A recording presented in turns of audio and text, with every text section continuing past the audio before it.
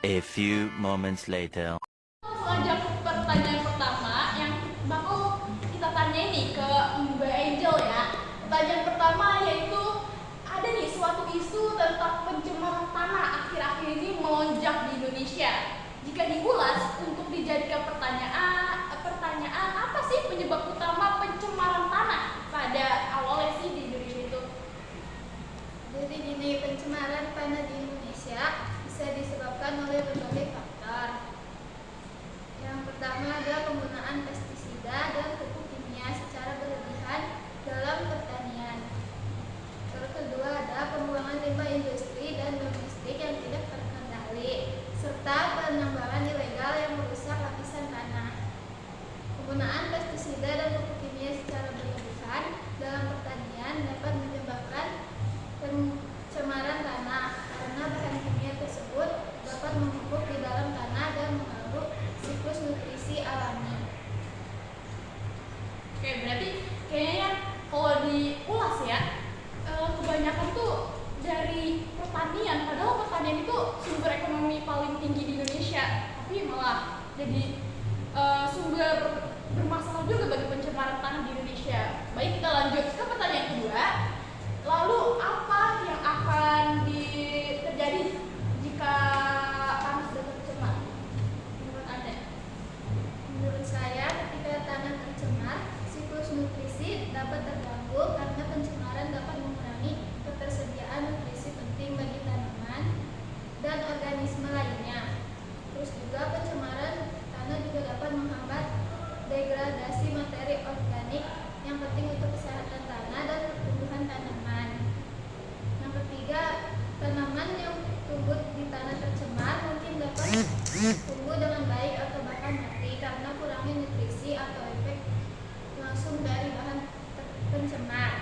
Hewan yang bergantung pada tanaman tersebut untuk makanan atau habitat mungkin mengalami penurunan populasi atau kepunahan.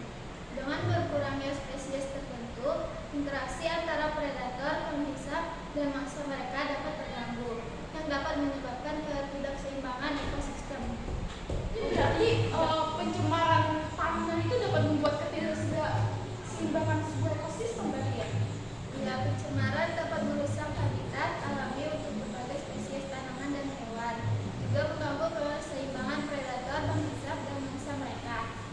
Terus juga pencemaran juga dapat mempengaruhi kualitas air tanah yang merupakan sumber air bagi organisme dengan mengurangi kesuburan tanah dan mengganggu interaksi antara spesies.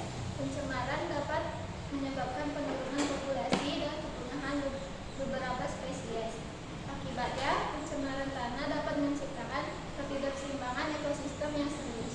Oh, jadi benar-benar serius ya dari ketidakseimbangan ekosistem yang diakibatkan oleh pencemaran tanah. Oke, kita bakal lanjut ke narasumber kedua kita nih, Mbak Nazla ya. Baik lagi, dengar-dengar pencemaran tanah ini menyebabkan banyak dampak negatif nih Mbak. Bahkan bisa membuat penyakit. Kira-kira apa aja sih dampak negatif dan penyakit itu? Benar sekali loh. Pencemaran tanah mempunyai banyak sekali dampak negatif seperti kesuburan dari tanah berkurang, banyak makhluk hidup yang mati, merusak ekosistem, bahkan bau tidak enak menyengat dari tanah bisa menjadi pencemaran udara.